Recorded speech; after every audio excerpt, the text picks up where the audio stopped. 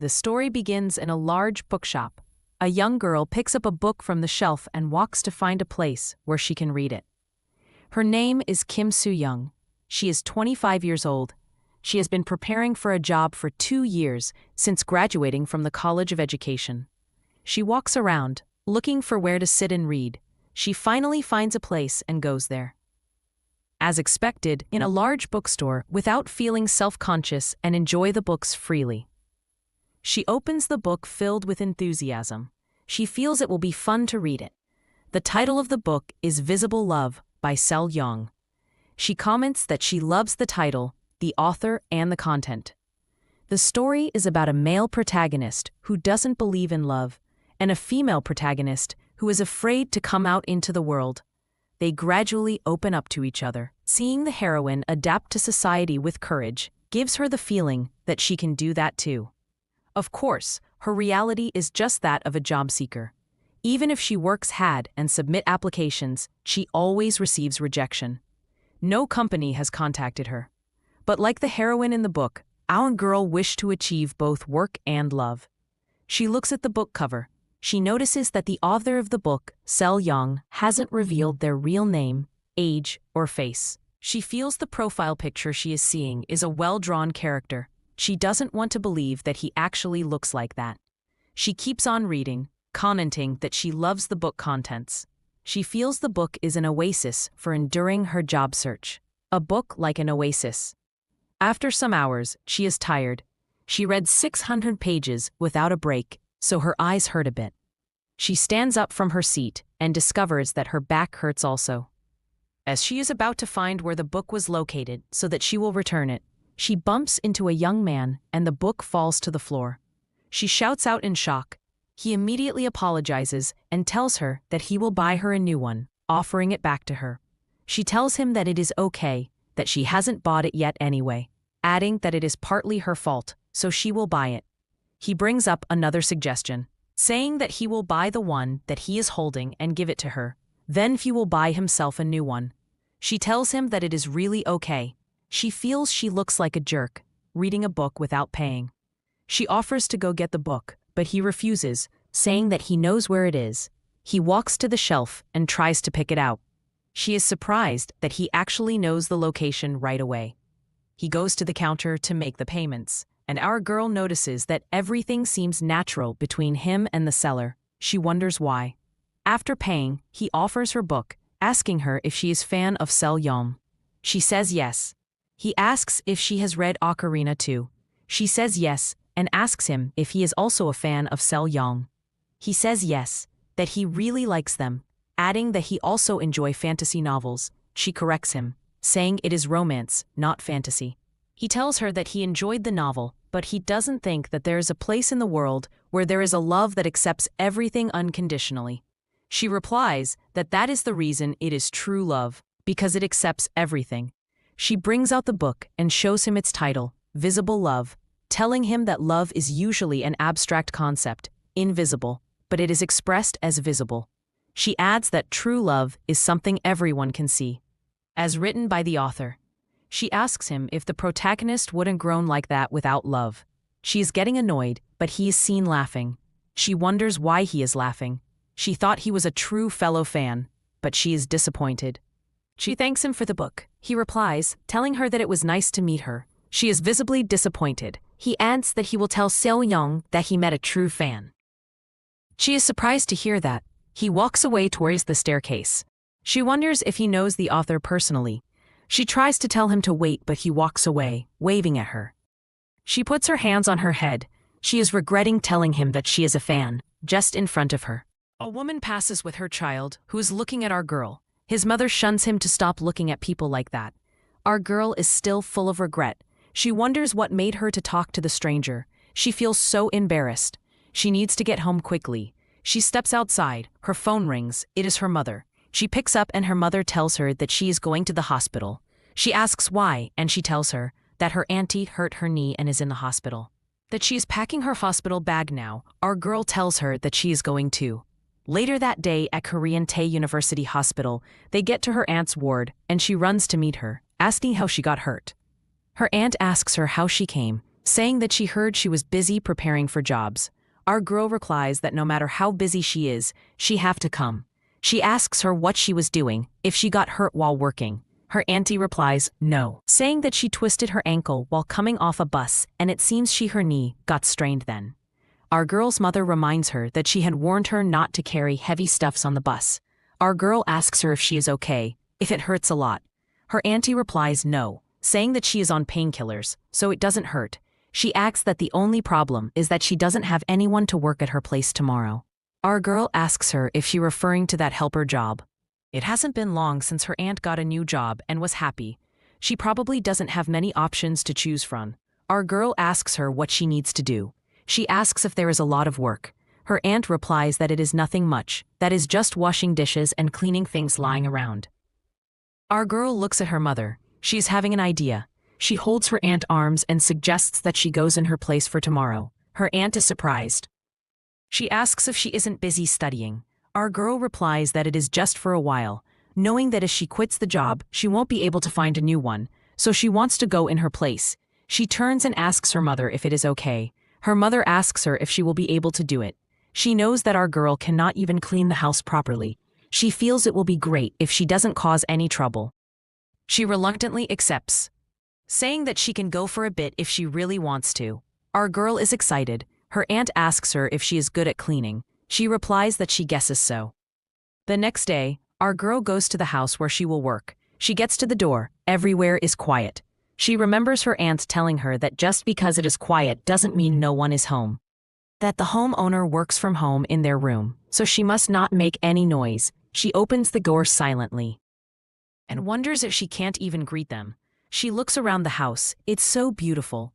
Her aunt used to say she got a sweet job late in life, and that is so true. She wonders how many rooms are in the house. Washing dishes and organizing, those are the two things she just have to do. She feels the work is embarrassingly minimal for a cleaning helper. She is in the kitchen, washing dishes. She knows that they are extremely sensitive to noise. They cannot work if something bothers them. A cup is about to fall, but she quickly catches it. Everything must be put back in its place. Absolutely no moving furniture or objects around. She is done and sits on a sofa in order to rest her back. As long as she follows those rules given to her, there will be no hard work at all. She sits, resting, just like her auntie said, there is really no hard work. There is absolutely nothing. The homeowner never comes out to check. She looks at the homeowner's door and wonders if there is really someone there. She stops thinking, saying that it is good not to worry about it. She looks at her phone. She has finished her work, but there is an hour left. Since she has free time during breaks, she feels she should rest before leaving. The sun brightly coming from the glass to her face. She yawns tiredly. She was nervous about subbing for her auntie. She didn't sleep a wink last night. She is feeling so sleepy right now that she just had to lie down on the sofa. A few seconds later, the master's room door opens and he walks into the sitting room. She is still struggling with sleep, but manages to open her eyes a little. She sees someone standing in front of her. She tries to place the face to remember where she has seen it before. It's Seo-young. She feels he looks just like Seo-young's character. She smiles, saying that it is a happy dream. Meanwhile, a man is standing in front of her. She is still dozing and snoring. The man touches her shoulder gently. She opens her eyes to see the man. It is the same man that bought her the novel. He smiles and comments that they meet again. She stands up in shock, wondering where she is. He asks her if she is the replacement for Jo Young-mi. She says yes. She quickly introduces herself as Kim Soo-young, telling him that she is standing in for her aunt who injured her knee and couldn't make it today. He smiles and tells her that he heard what happened, adding that he hopes she gets better soon. She thanks him for his prayer.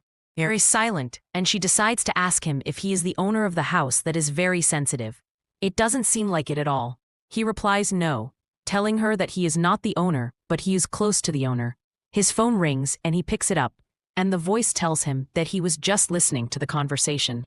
The man tells the person sorry. He bends to our girl and tells her that the person he just spoke with is the sensitive house owner. She wonders if the person isn't at home. The man looks towards a direction of a room and she looks too. He whispers to her that he is in that room. She asks why he decided to call when he is the room. He tells her that the owner extremely dislikes seeing faces. He tells her that even her auntie never saw his face. She is still silent. He tells her that they should step out, that the sensitive house owner is really angry right now. She checks her phone and discovers that she is already 30 minutes late.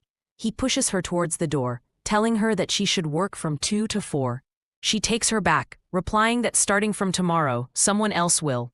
He cuts her short, telling her that she understands. Opening the door, he lets her out, telling her that it was nice meeting her. He also hopes that her auntie gets well soon. She tells him thank you, and he locks the door.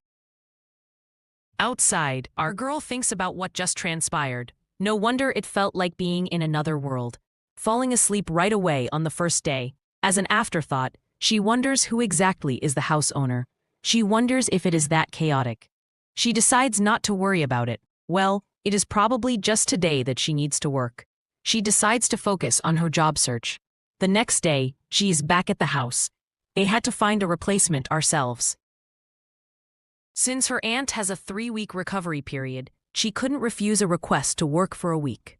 She knows that she isn't going to get a job anyway, so it is better to do some part-time work in the meantime. Of course, it is a secret from her mom, and she cannot let her aunt miss this sweet part-time job. Working from 2 to 4 daily is just like this. Kitchen check. Her aunt had told her to always check if there is a lunchbox. She sees one today. She feels he must be a rich person to eat lunch every day. The box looks like an expensive setup of dishes. Cleaning check. Since the owner is too sensitive to noise, her aunt had advised her to use a dust cloth instead of a vacuum cleaner. But it is already clean, so there is nothing to do. Furniture check. She looks at the piano. It looks expensive. Her aunt had told her to just wipe it with a soft cloth and it's done. Laundry check. The washing machine is just a decoration. His laundry is handled by external service, so there is no need to touch it. And it is 2 million won a month. If this isn't a sweet part-time job, then what is it? It is a bit of a catch that one have to work on weekends, but they pay extra for weekends, so it's reasonably fair.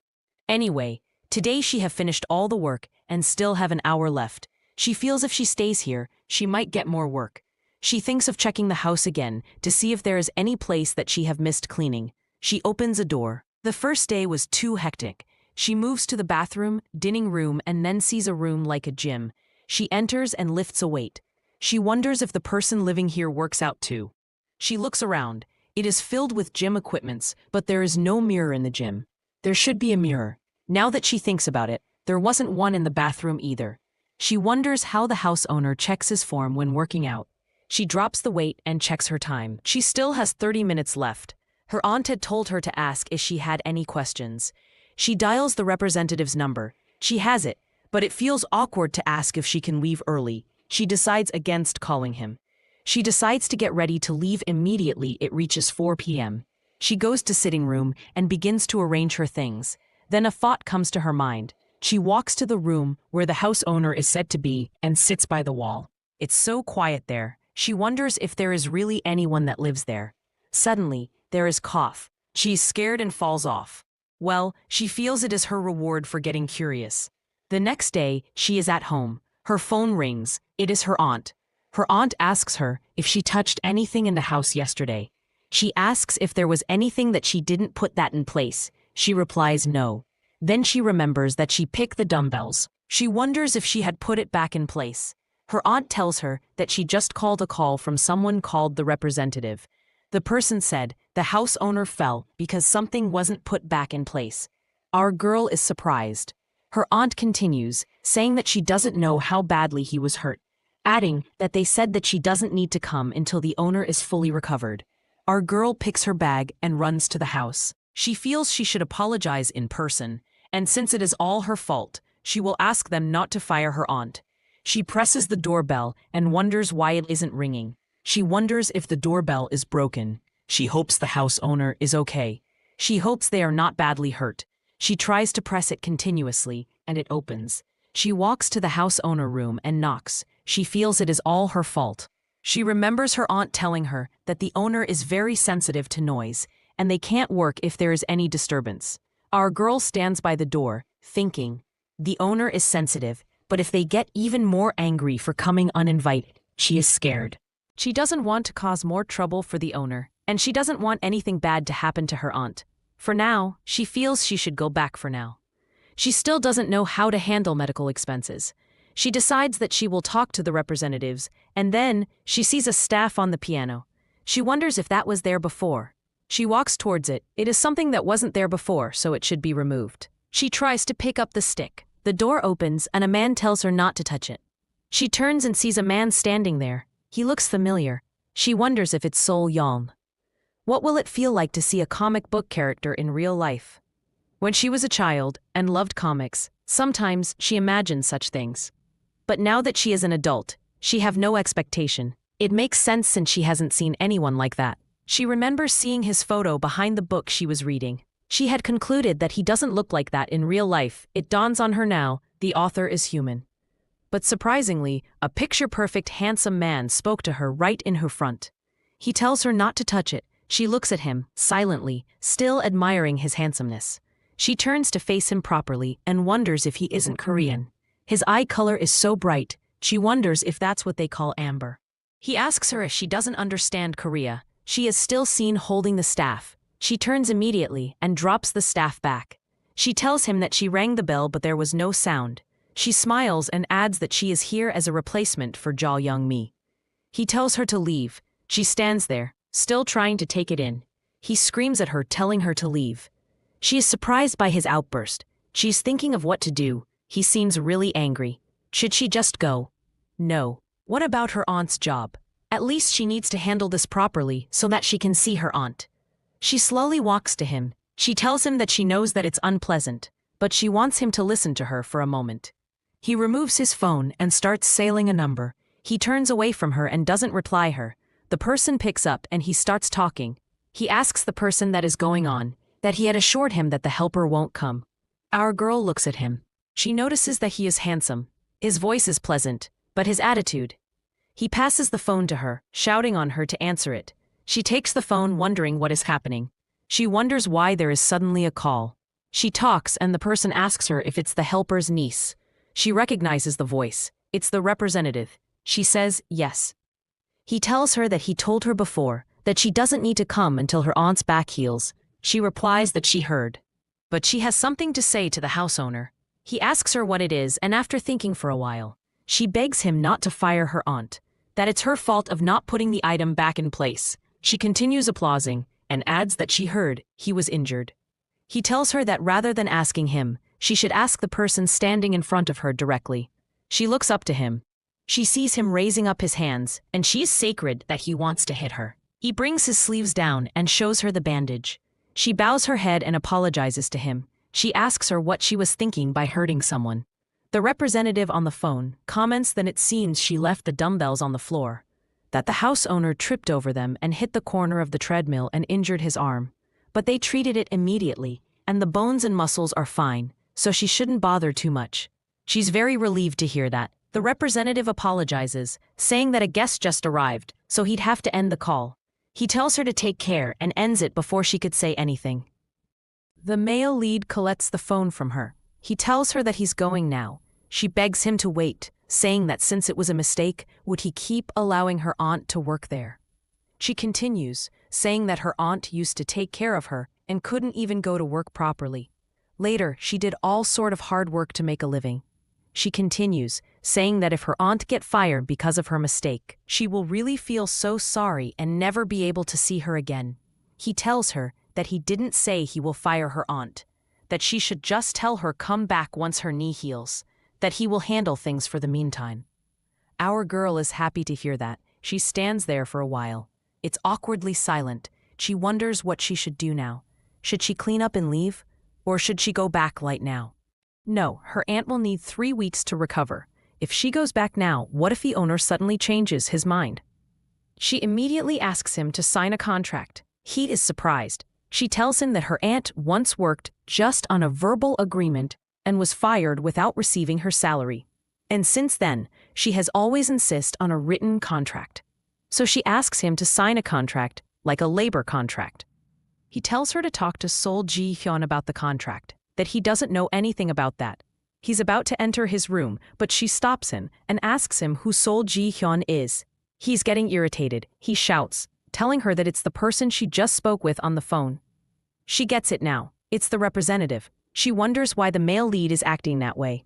How is she supposed to know the name of the representative after meeting him twice? And it's not even her phone. She asks him the person will come. He asks her why she wants to know. She replies that she really needs the contract signed today. He looks at her. He's getting pissed off. Jo Young-mi was a really good helper. But what about our girl? Sleeping with her mouth open in the living room from the first day. Leaving things all over and now asking for a contract right now. He asks her if she is a pest. She answers slowly that it's not like that. That she only feels she will become invalid after today. She adds that she is scared. Suddenly, she slips and is about to fall. She holds his shirt, dragging him with her to the floor. She lands on the floor, but it's surprised that her head doesn't hurt her. She looks clearly and sees the male lead on top of her, holding her head to shield it from landing on the floor. She wonders what is going on. He faces her, surprised. She apologizes for dragging him with her. He immediately rolls over and sits on the floor. She sees the blood stain on his bandage and asks him if he is okay, that his arm looks injured. She asks her where the first aid kit. He tells her that it is fine, asking her if she is a doctor. She replies that he shouldn't worry, that she have done a lot of first aid for kids when she was tutor, adding that it would get worse if you just leave it, asking him if he wants to go to the hospital. He tells her that the first aid kit is in the living room drawer. She beams and rushes there to get it. She checks it and sees it. She exclaims that everything is there. There are even different sizes of bandages, and waterproof bandages too, which is useful for treating kids. She carries to medicine, trying to choose the one to put in the injury. He complains that she is making noise, telling her to be quiet, that if she keeps talking like that, she shouldn't come again. She takes the box closer to him. She asks him if she can keep coming if she doesn't come. He doesn't reply her. He moves his arm to her, telling her to do as she wish. She smiles and tells him to leave it to her. She immediately begins to remove the bandage. She looks at the injury. So this person is human too. Until now, they seemed like a totally cold AI. She tells him to stay still for a moment. She begins to clean the wound, and he screams in pain. He asks him what she is applying. She replies that it is disinfectant, that she will now apply ointment. She looks at the wound and comments that it doesn't seem too serious. The environment is silent. He is calm as she is working on his arm. It is strange. He wonders if it is okay. He was uncomfortable with anyone touching him. Why? She tells him that there is blood on the bandage, asking if she should change it to a band for easier movement. He replies that she should put it back as the doctor did, asking her why she unravel it on her. She tells him that it would get infected if she rewrap it, adding that in her medical webtoons, they immediately change to new gloves if there is blood on them, asking him if he hasn't seen that before. He is silent. She asks if men doesn't read webtoons. He still doesn't respond. Suddenly, he tells her that he cannot see. He continues, saying that he cannot see, so she shouldn't leave things lying around. She looks at his eyes intently. She is surprised and speechless. The next day, she is at the door of his house. She remembers what her aunt told her the previous day. Her aunt told her that the representative called, that they want her to go to work for 3 weeks. Back to present. She is really sorry, but she is grateful. She treated the homeowner poorly without knowing about their disability. Well, there was no chance to notice. He always acted as if everything was normal. Even supported her head. She wondered if she is even going crazy. Why is she thinking this all of a sudden? Her aunt said all men are wolves. Well, this person doesn't seem like that. Honestly, she is in the bigger problem. Here, is there any major issue? The scene shows the male lead in his study. He hears the door open, and he knows that she is here. He wonders why he keep asking her to come. Maybe he needed a recharge. Yeah, a new stimulation is needed to write. He guessed so. He stands up from his chair and goes to where she is cleaning quietly behind her. Bringing our girl in was truly a once-in-a-lifetime mistake. Our girl is seen cleaning.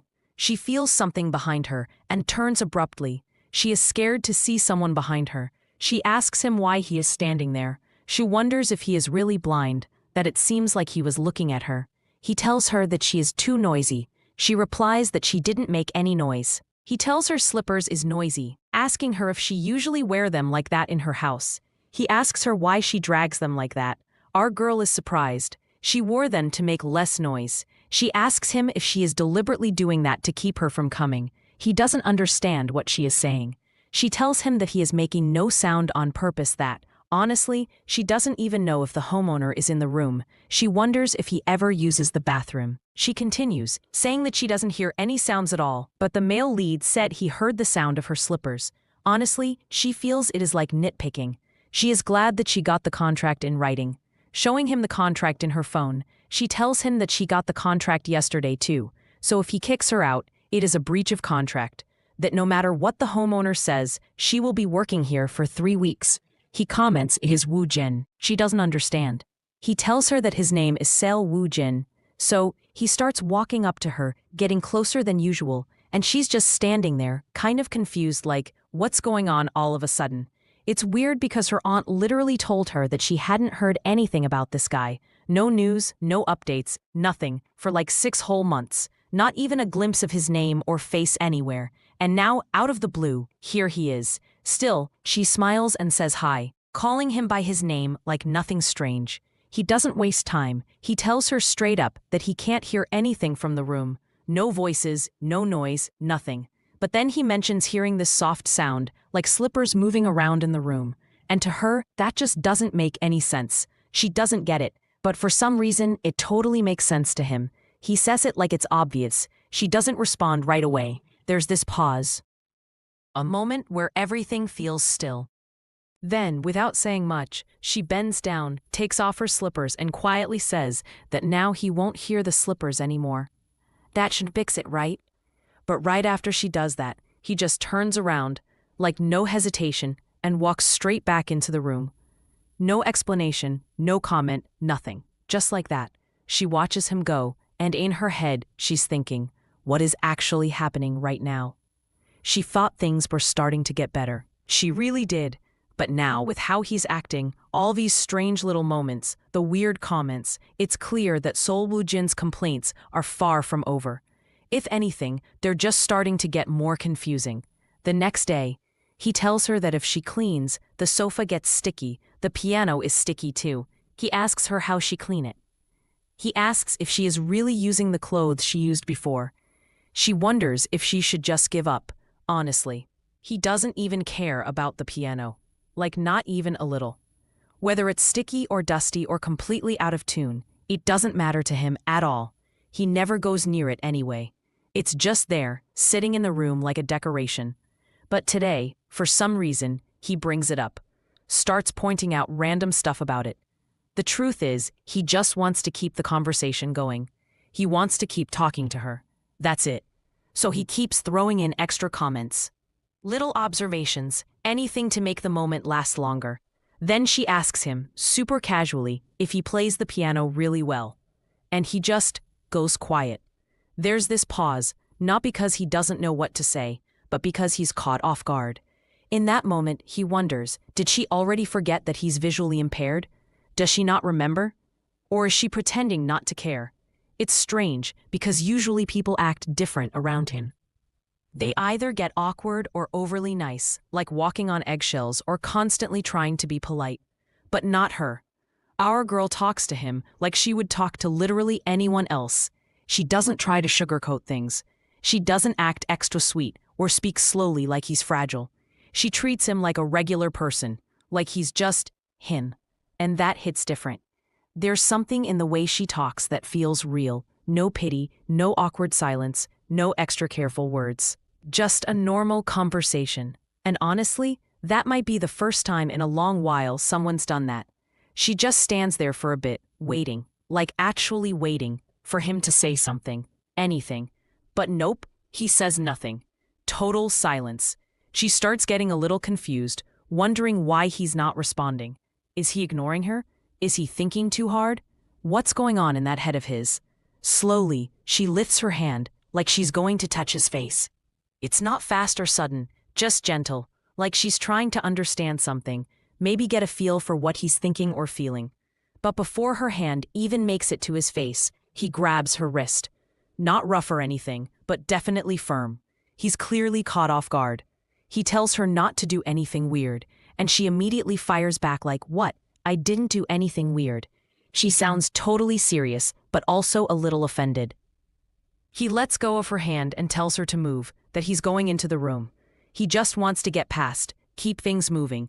But as he tries to walk away, something goes wrong. He suddenly steps on something, or someone, and instantly freezes. He knows right away it's not the floor. It's softer, warmer. He realizes he just stepped on her foot. Our girl lets out this tiny wince, like ow, and then she looks at him like, really? Did you just do that on purpose? She accuses him right away, totally convinced he meant to do it. He looks confused and kind of annoyed and tells her straight up, he didn't do it on purpose. How could he? He literally reminds her that he can't see. But she's not having it. She's in pain now and starts dramatically saying she thinks he broke her bones. Like full-on over-the-top complaining, limping like her foot's about to fall off. He's standing there like, is this serious right now? The moment is awkward, kind of funny, and a little bit chaotic. But one thing's for sure, nothing between these two ever goes smoothly. He just looks at her and says, well, that's exactly why you should be wearing slippers. Like it's that simple. But she's not letting that slide. She shoots back, reminding him that he's the one who told her not to wear them in the first place. And now he's acting all innocent? She's like, wow, seriously? You wear slippers all the time, but the one time I listen to you and go barefoot, you step on me and now it's my fault? That's really mean. She keeps crying a little, not dramatically, but just enough to make sure he knows she's actually in pain. She says the floor is hard like a rock and her leg is killing her. He sighs and tells her to sit down, and she listens, still sniffling and kind of wondering what he's planning to do next. Then, out of nowhere, he bends down in front of her and takes her foot in his hands, trying to feel around and figure out where it hurts. And for a second, she just sits there frozen, totally surprised. Normally, she'd be freaking out a little if someone touched her feet. It's weird, right? It would usually be super awkward and embarrassing. But not this time. Instead, she feels calm. Her whole body just relaxes, like actually sleepy. He's focused, checking her foot like he knows what he's doing. Then he says something super blunt. If you're just sitting there and letting me touch your foot, that probably means the bones aren't broken. And just like that, he lets go and gets up like it's no big deal. She's like, excuse me? It did really hurt a minute ago, okay? It felt like something cracked. But he just brushes it off and says her time is up. Super chill. Then adds, if you can walk, then go ahead and walk. No sympathy. No soft tone. He just turns and walks off, heading back to his room without looking back. She watches him go, kind of speechless, and then slowly reaches down to touch her foot. A minute ago, it felt like it was on fire. Now, weirdly, it doesn't hurt that much anymore. It's still a little sore, but not nearly as bad. She wonders if it's because his hands were warm. There was something about the way he touched her foot that felt comforting. He's got that cold, prickly personality, always acting sharp and distant. But maybe, just maybe, there's something unexpectedly warm under all of that.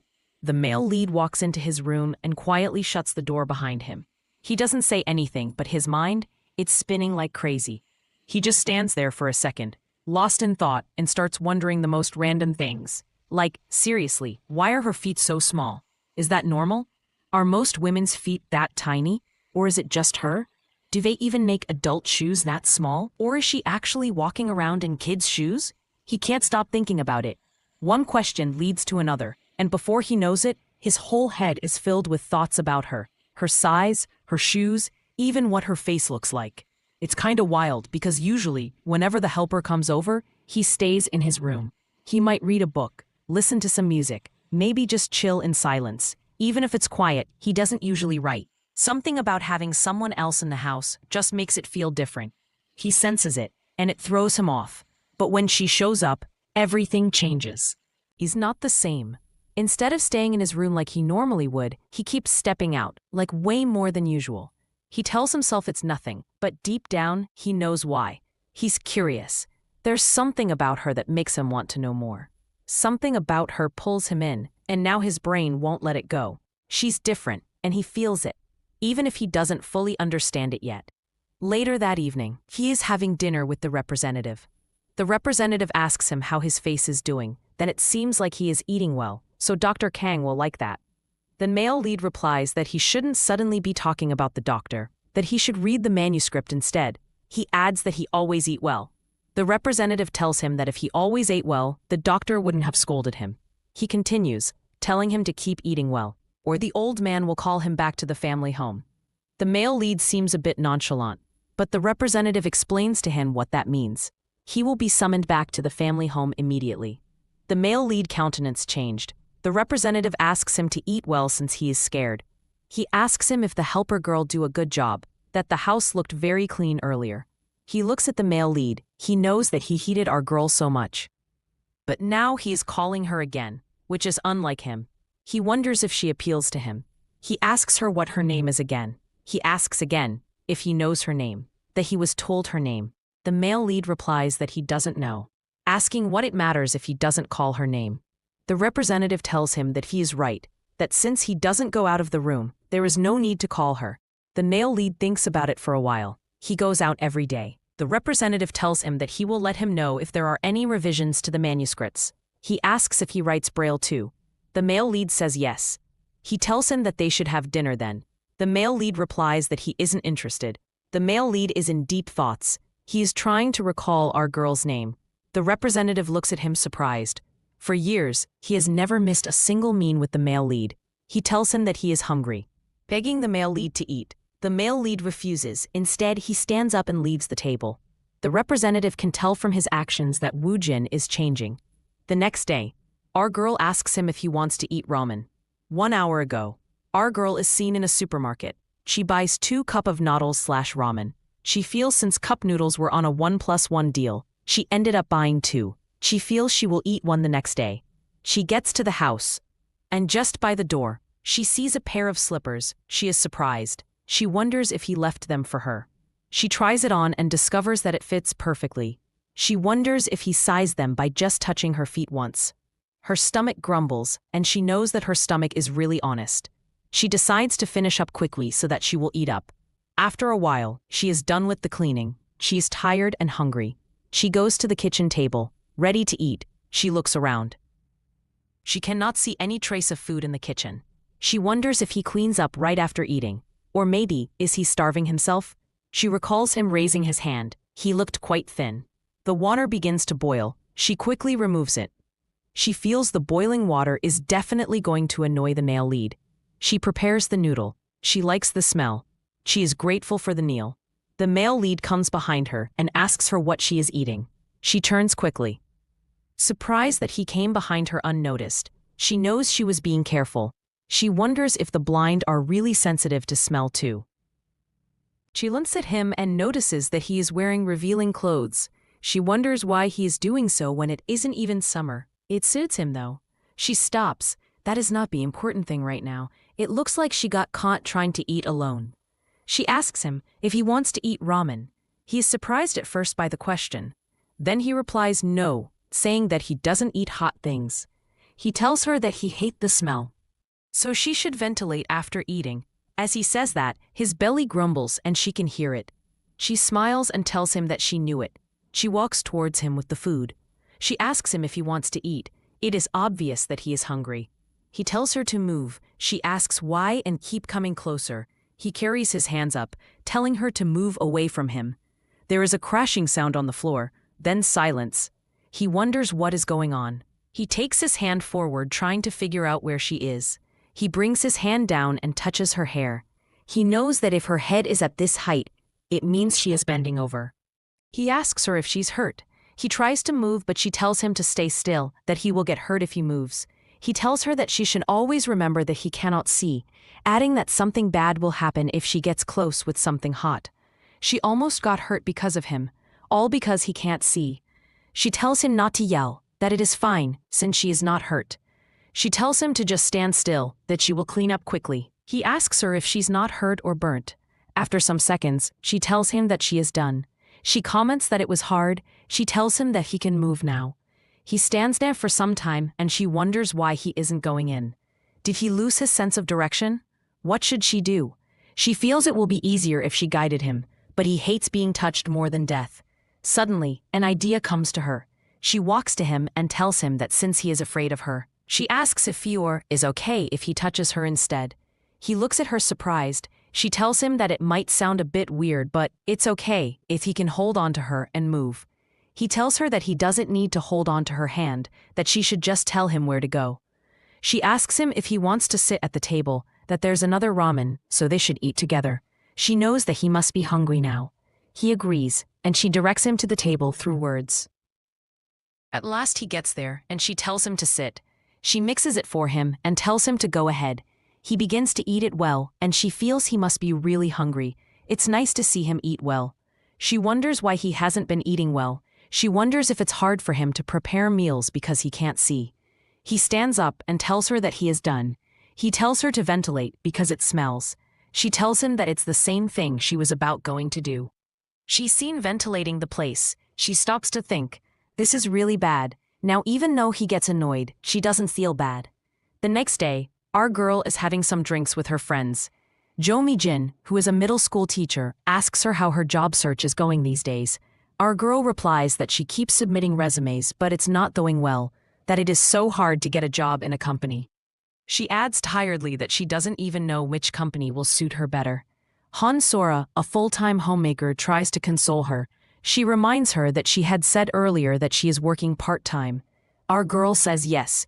She asks her what type of job it is, and she replies assistant. Her friend asks her if it like a housekeeping job. She replies that it is like tutoring, taking care of a troublesome kid, so she have to help with various things. As she says this, she remembers what transpired earlier in the afternoon with the representative. They were sitting outside, and he asks her if she would like to have lunch with Woojin if she hasn't had lunch yet, adding that he can only prepare dinner. She replies that she will do it, but she adds that the male lead might not like it though. Meanwhile, she had already bought a meal to eat together with him. She asks him if he also have dinner with the male lead. He mentions his name with that of the male lead, telling her that they are cousins. Our girl looks at him. He had requested that she eats with the male lead. Did he hear that they ate ramen together?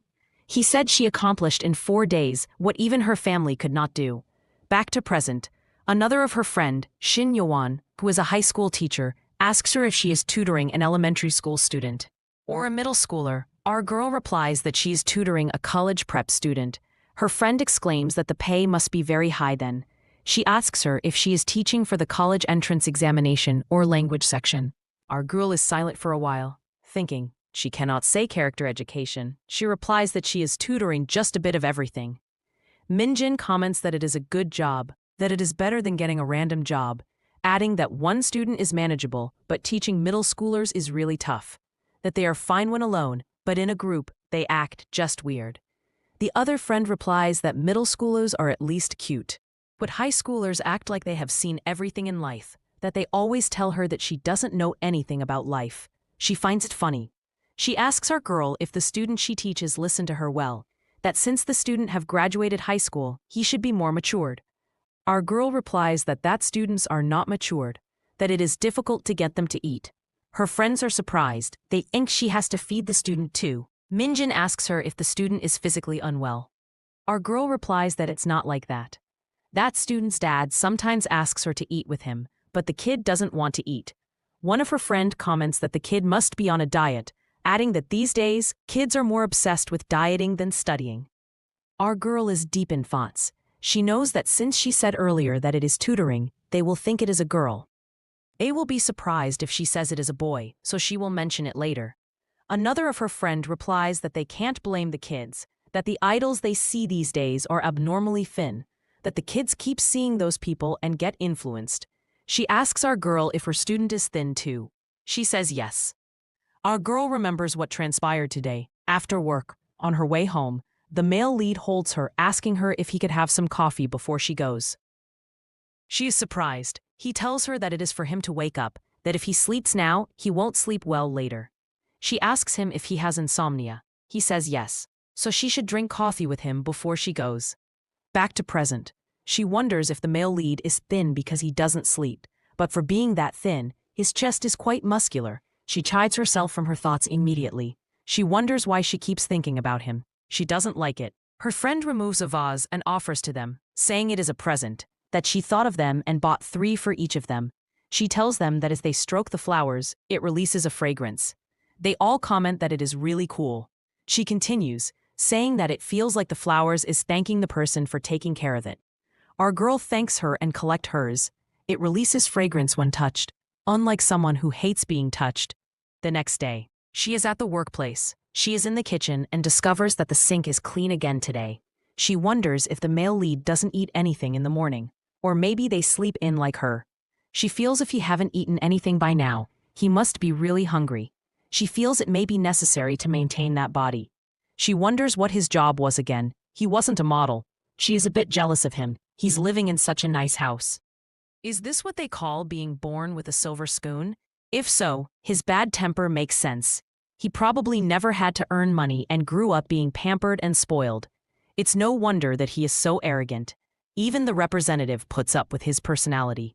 She feels if he were to be her son. She is stopped in her tracks as she enters the living room. She sees him lying on the sofa. She stands still looking at him. She tells herself to snap out of it. She isn't happy. How can she clean if he sleeps here? He is no help at all. She wonders if she should clean the sink first. She is getting closer to him and she wonders why. She decides to stop now. She stands there looking at him. She notices that it is another V-neck. She can see his chest and muscles. The house gym isn't just for show. Is his hair dyed? Such a pretty brown, and those eyebrows. She wonders if it is lack of pigment or whether he is mixed race. She feels he looks so handsome with his mouth shut. But as soon as he opens his mouth, he freezes the atmosphere. Maybe sleeping like this is the way to world peace. Suddenly, he asks her if she isn't going to work. She's surprised. His question wakes her up from her bed of thoughts. She asks him why he is pretending to sleep. He replies that it is because she is watching, that since she is panting and watching, he stayed still for her as an employee benefit. She asks him when he saw her huffing and puffing, adding that he is too confident about his face, asking him who keeps watching him. He comments that it would be so nice if only his eyes were normal with that type of face. She is surprised to hear that. He sits up, telling her that it's the most common thing he hears when he meets his relatives, that they say he's really handsome. She looks at him. Seriously, he's really handsome. She comments that he is truly confident. She asks him why he's sleeping outside, leaving the room. He stops for a while lying down and waiting for her. He actually fell asleep on the sofa. He stands up and shouts at her, telling her that it's his house, so it doesn't matter where he sleeps. She isn't happy with him. He yells every time. She wonders what she should do with him. Suddenly she remembers something and asks if she should show him something interesting. He asks her what she intends to show him when he can't see. She tells him to listen, that he should stop making it obvious that he can't see. She walks away excitedly to go and get it. He wonders when he made it obvious that he can't see. She comes with it, telling him that this is not to see, but to touch. He asks what, and she takes his arm, bringing it closer to touch the plant she was given the previous day. He feels it and discovers that it's warm. He also notices that it smells good. He wonders what it is. She tells him that it's a plant, that if he strokes it, the smell becomes stronger. She asks him if it isn't amazing. He wonders what is so amazing about that. He notices that her voice sounds excited. She takes his hand to the plant, telling him to stroke it himself. He immediately drags his hand away, saying that he hates plants. He asks her if she checked if there are bugs in the pot. He walks away from her, telling her that he is going to wash his hands, so she shouldn't follow him. She stands there surprised at his behavior. He was touching it just fine, but now he is being fickle. She takes it and places it on the table. She knows at that place, he wouldn't bump into it by accident. The male lead is seen in his room with his inhaler. He wonders why he's doing something he doesn't normally do, that he heart races when something unfamiliar suddenly touches him. He hears our girl's voice, and he wonders who she is talking to there. She is talking to the plant. She tells it that it should emit phytoncides even if it doesn't get touched. He is surprised to hear her talking to the plant. She continues, saying that if the male lead continues with that personality, he will never be able to function in the society. He wonders if she thinks that he can't hear her. Does she think that she is not doing it because he doesn't want to? It's all because of the eyes. Our girl is still talking. She tells the plant that it's not because he can't see, but it's because of his personality. So she tells the plant to emit a good scent to fix that bad personality of the male lead. She feels he will become a bit softer. She stands up, thinking she should be the one worrying about social life than the male lead. She wonders when she will get a job. The male lead remembers what she said about her coming for 3, no matter he thinks. It's already been a week, only 2 weeks left. He wonders what she will do after that. Will she keep preparing for a job? Whatever she does, it won't change that she won't come after 2 weeks. That evening, the male lead is being checked by the doctor. He tells him that he feels like the cold have returned. He tells him that he will send a nurse with medicine, that he should take it 30 minutes after eating. He is Dr. Kang Hyun-min. He has been taking care of Woo-jin's grandfather for 40 years. The male lead tells him that he told him not to contact him unless it's necessary. The representative asks him why he will say that, saying that he is worried about chronic bronchitis. The doctor tells him to always eat his meals and also go outside and take care of his health. Woo-jin walks inside his room without saying a word. The doctor looks at the representative and tells him that the male lead had changed, that he even received examination in the living room without pushing his hand away. The representative agrees with him that it's true that the male lead had changed. That got close to the housekeeper girl. He eats well and comes out to the living room pretty often. He adds that this time he even received a plant as a gift, that he asked if he should get rid of it, but he said no. The doctor is surprised to hear about the girl. He asks if the housekeeper changed. The representative replies yes, that the housekeeper had some personal issues, so she sent a replacement. The doctor comments that it's good. He asks if the girl will continue to come. The representative replies that she is a temporary replacement, that she probably won't come after 2 weeks. The doctor tells him to find a way to make the girl keep coming. He continues, saying that if she doesn't come, the male lead will revert back to his old self. So he should find a way to make her continue coming. The next day, Soo-young is going to work. She's holding a pizza. She thought about making home-cooked food. But eating outside is the best. It costs money, but it saves time. As she gets to the door, she wonders if the male lead eats pepperoni pizza. She feels he should like it. She gets to the apartment door and sees it opening. She wonders if it's the director.